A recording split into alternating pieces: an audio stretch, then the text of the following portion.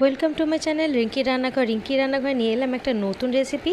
একটা বলবো না, আজকে নিশ্চয়ই তিনটে রেসিপি একই সাথে থাকছে। সহজ পদ্ধতিতে ফ্রাইড রাইসের রেসিপি, পনিরের রেসিপি, আর সাথে থাকছে আনারসের চাটনি। প্রথমেই আমি নিরামিষ পনিরের একটা অসাধারণ রেসিপি শেয়ার করছি। তার জন্য একটা বাটির মধ্যে 2-3 চামচ বেসন নিয়ে নিয়েছি আর 2-3 চামচ কর্নফ্লাওয়ার নিয়ে নিয়েছি। তার মধ্যে দিয়ে দিতে হবে সামান্য একটু নুন, ছোটো চামচের 1 চামচ হলুদের গুঁড়ো, অল্প অল্প জল দিয়ে সব কিছুকে খুব ভালোভাবে মিশিয়ে নিচ্ছি। মোটামুটি 200 গ্রাম পনিরকে টুকরো করে কেটে নিয়েছি। ছোটো ছোটো পনিরের টুকরোগুলোকে এই ব্যাটারের মধ্যে ডুবিয়ে গরম গরম তেলের মধ্যে ভেজে নিতে হবে। লক্ষ্য রাখতে হবে মিশ্রণটি খুব বেশি পাতলা যেন না হয় আর খুব গাঢ়ও যেন না হয়ে যায়। মোটামুটি একটা ঘনত্বের মিশ্রণ তৈরি করে নিচ্ছি। খুব ভালোভাবে ব্যাটারটা রেডি করে নেওয়ার পরে আমি পনিরের টুকরোগুলোকে এই ব্যাটারের মধ্যে দিয়ে দেব। শুধুমাত্র বেসন দিয়েছি, কর্নফ্লাওয়ার, নুন আর হলুদ, এর মধ্যে পনিরগুলো দিয়ে দিলাম। আপনারা চাইলে বেসনের সাথে ময়দাও ব্যবহার করতে পারেন, কিন্তু লক্ষ্য রাখতে হবে বেসনের আর ময়দারই হোক বা কর্নফ্লাওয়ারেরই হোক ঘনত্বটা যেন একটু গাঢ় থাকে, খুব বেশি পাতলাও না হয়ে যায় আবার খুব গাঢ় না হয়ে যায়। ঠিক এইরকমই একটা ব্যাটার তৈরি করবেন। তারপরে সাদা তেলের মধ্যে ভেজে নিচ্ছি। সাদা তেলটাকে খুব ভালোভাবে গরম করে নেওয়ার পরেই কিন্তু পনিরগুলোকে ভাজতে দিতে হবে। পনিরের টুকরোগুলোকে আজকে আমি চৌকাকৃতি করে কাটিনি, 3 কোনা করে কেটে নিয়েছি।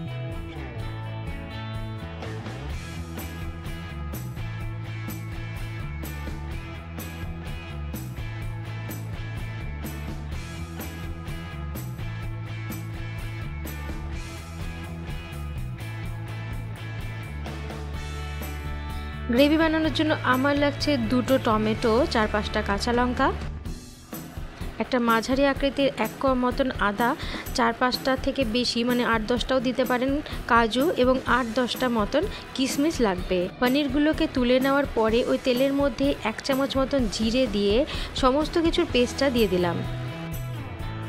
আদা, টমেটো, কাঁচা লঙ্কা, কাজু, কিশমিশের যে পেস্টটা তৈরি করলাম সেটা দিয়ে দিলাম। এরপরে এটাকে খুব ভালোভাবে মিশিয়ে নিতে হবে এবং বেশ কিছুক্ষণের জন্য কষিয়ে নিতে হবে। মিক্সার জারের মধ্যে অল্প পরিমাণ জল দিয়ে সমস্ত মশলাটাকে দিয়ে দিলাম।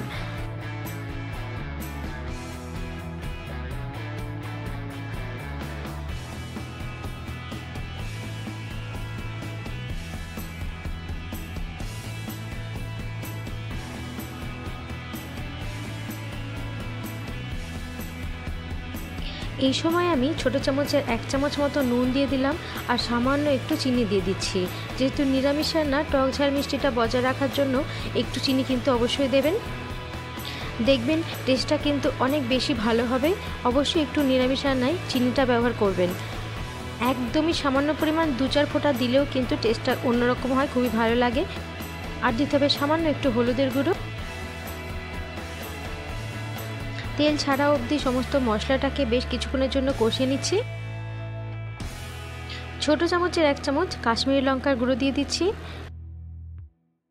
একদম কম আঁচে 5 থেকে 6 মিনিটের জন্য কষিয়ে নেওয়ার পরে সমস্ত পনিরগুলোকে মধ্যে দিয়ে দেবো।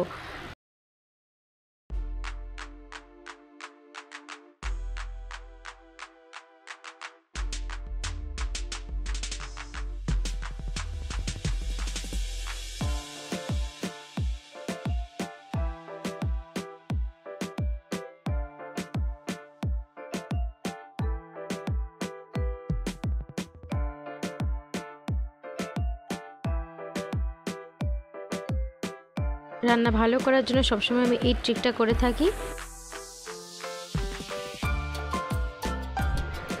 প্রথমে আমি ছোট কাপের 1 কাপ মতন জল দিয়ে দিলাম। পরবর্তীকালে যদি জলের প্রয়োজন হয় আরও কিন্তু জল মিশিয়ে নিতে হবে। এই নিরামিষ টমেটো পনিরটা খাওয়ার জন্য যে বিশেষ খাবারটা লাগবে সেটা হচ্ছে না হয় পরোটা অথবা লুচি অথবা ফ্রাইড রাইস। সেই জন্য শর্টকাটে একটা ফ্রাইড রাইসের রেসিপি শেয়ার করে দিচ্ছি।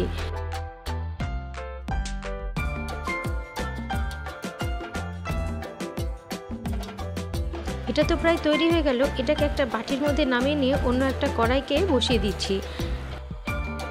নিরামিষ ফ্রাইড রাইস বানানোর জন্য 1 গ্লাস চালকে খুব ভালোভাবে ধুয়ে ফুটন্ত জলের মধ্যে ফুটিয়ে নিতে হবে। ফুটন্ত জলের মধ্যে চাল ফোটালে চাল কিন্তু অনেক বেশি ঝরঝরে হয় আর ভেঙেও যায় না। ঠান্ডা জলের মধ্যে চাল ফোটালে চাল কিন্তু ভেঙে যাওয়ার অনেকটাই চান্স থাকে। একটা কড়াই নিয়ে নিয়েছি, তার মধ্যে দিয়ে দিলাম 2 চামচ সাদা তেল। ফ্রাইড রাইস বানানোর জন্য ছোটো চামচে 2 চামচ মতন তেল গরম করে তার মধ্যে আমি দিয়ে দেব 1 চামচ মতন জিরে। এই ফ্রাইড রাইসটা খেতে লাগে আরও টেস্টি। জিরেটা দেওয়ার জন্য অনেকটা জিরা রাইসের স্বাদও পাবেন, আবার ফ্রাইড রাইসের স্বাদও পাবেন, সেজন্য জিরেটা অবশ্যই দেবেন। একটা গাজরের অর্ধেকটা ছোট করে কুচি করে কেটে নিয়ে আমি তেলের মধ্যে দিয়ে দিলাম। আপনার পছন্দের যে কোনো সবজি দিতে পারেন যেগুলো ফ্রাইড রাইসের মধ্যে দেওয়া যায়, যেরকম গাজর, বিনস, মটরশুঁটি। কিন্তু এই সময় মটরশুঁটির আমদানিটা একটু কম আছে, সেজন্য মটরশুঁটিটা দিইনি। আমি বিনসের বদলে বরবটি ব্যবহার করেছি। 5-6টা বরবটিকে একদম কুচি করে কেটে নিয়েছি, বরবটিগুলো দিয়ে দিচ্ছি। এই সবজিগুলো কিন্তু ফ্রাইড রাইসের স্বাদটাকে অনেকটা বাড়িয়ে দেবে। আপনারা কিন্তু বিভিন্ন ধরনের সবজি ব্যবহার করতে পারেন। আর আমি ব্যবহার করেছি বাঁধাকপি। বাঁধাকপিটাকে আমি ছোট করে কেটে নিয়ে তেলের মধ্যে দিয়ে দিলাম। সব কিছুকে একই সাথে ভালোভাবে ফ্রাই করে নেব। এর মধ্যে আমি একই সাথে ছোটো চামচের 1/2 চামচ মতো নুন আর হলুদটা দিয়ে দিচ্ছি।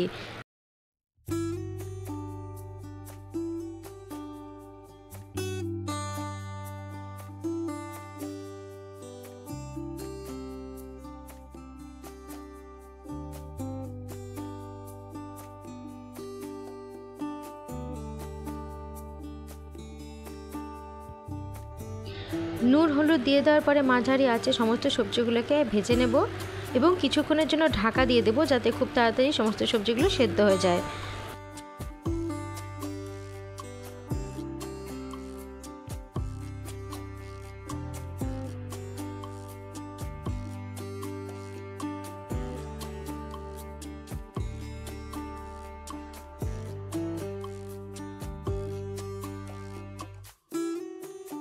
একদিকে সবজিগুলোকে আমি ভাজতে দিয়েছি, অন্যদিকে চালটাকে নামিয়ে নেব। চালটাকে আমি 80% কুক করে নিয়েছি। যে কোনো ধরনের লম্বা চাল ব্যবহার করতে পারেন, তাহলে কিন্তু ফ্রাইড রাইসটা অনেক বেশি সুন্দর হবে, দেখতেও সুন্দর হবে আর খেতেও ভালো লাগবে। চালটাকে তো ভাত করে নামিয়ে নিয়েছি, আর অন্যদিকে সবজিগুলো সমস্ত ভাজা হয়ে গেছে। এর মধ্যে আমি মিশিয়ে দিচ্ছি সামান্য একটু কাজু আর কিশমিশ। সামান্য বলতে 1 চামচ মতন কাজু আর ছোটো চামচের 1 চামচ মতন কিশমিশ দিচ্ছি। খুব বেশি কাজু কিশমিশ দিচ্ছি না, কেননা অনেকেই পছন্দ করে আবার অনেকেই পছন্দ করে না। আর এই দেখুন, কড়াইয়ের মধ্যে সবজির ওপরে সমস্ত ঝরঝরে ভাতগুলোকে দিয়ে দিলাম।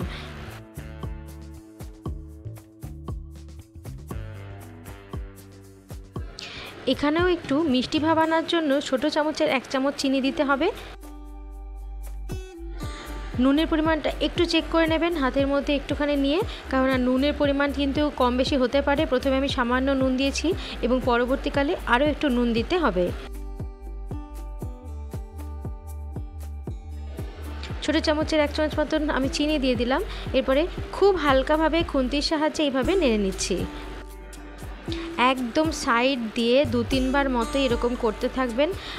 খুব বেশি ঘাটাঘাটি করলে কিন্তু লম্বা চাল একদম ভেঙে গুঁড়ো গুঁড়ো হয়ে যাবে।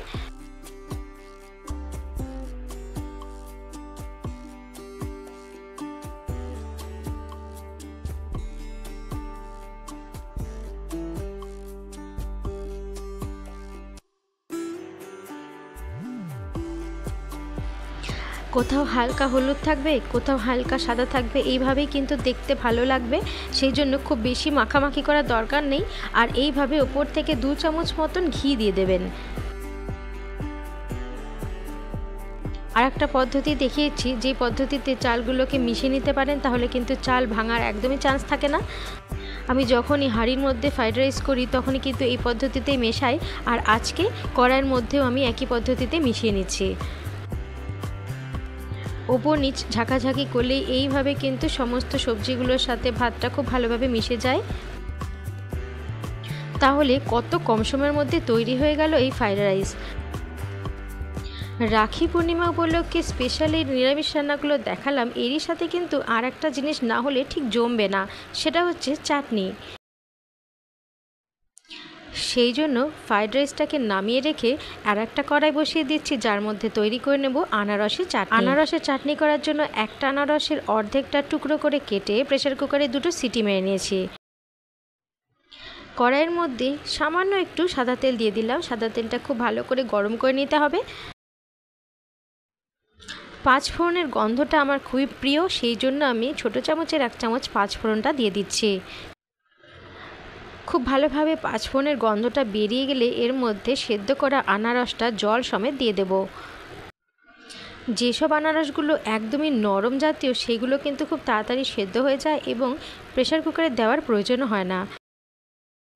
অনেক আনারসই সেদ্ধ হতে টাইম লাগে, সেই জন্য 2টো সিটি মেরে নিলে খুব তাড়াতাড়ি রেসিপিটা তৈরি হয়ে যাবে। আনারসের মধ্যে সামান্য একটু নুন দিয়ে কিছুক্ষণের জন্য ঢাকা দিয়ে রেখেছিলাম। একটা জেলি টাইপের প্লাস্টিক চাটনি বানানোর জন্য আনারসটাকে প্রেসারে তো দিতেই হয়েছে, মিক্সারের মধ্যেও 2বার ঘোরাতে হয়েছে। আনারসের থেকে বেরানো জলটা কিন্তু কড়াইয়ের মধ্যে রেখে শুধুমাত্র আনারসটাকেই আমি মিক্সারের মধ্যে ঘুরিয়ে এনেছি এবং ওই রসটার মধ্যে দিয়ে দিলাম। সমস্ত আনারসের পাল্পগুলোকে আনারসের রসের মধ্যে দিয়ে কিছুক্ষণের জন্য ফুটিয়ে নেব এবং এরই মধ্যে দিয়ে দেব পরিমাণ মতন চিনি।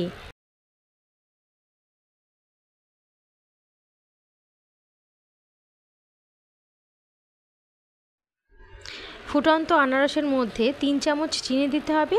খুব ভালোভাবে ফুটিয়ে নিতে হবে।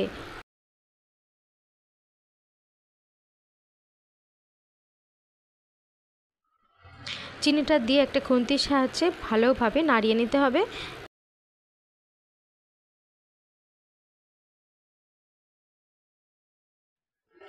একদমই কম আঁচে 4-5 মিনিটের জন্য ফুটাতে দিতে হবে। ফোটালেই তৈরি হয়ে যাবে আনারসের চাটনি।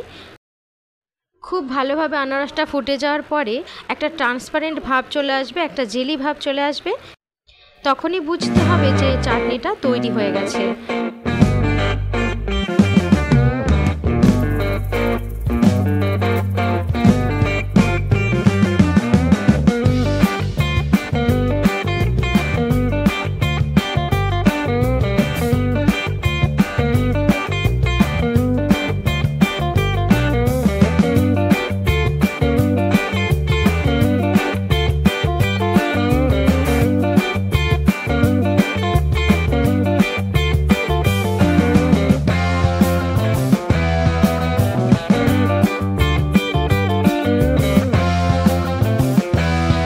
10 মিনিট মতন একদম কম আঁচে ফুটিয়ে নিলেই তৈরি হয়ে যাবে আনারসের চাটনি।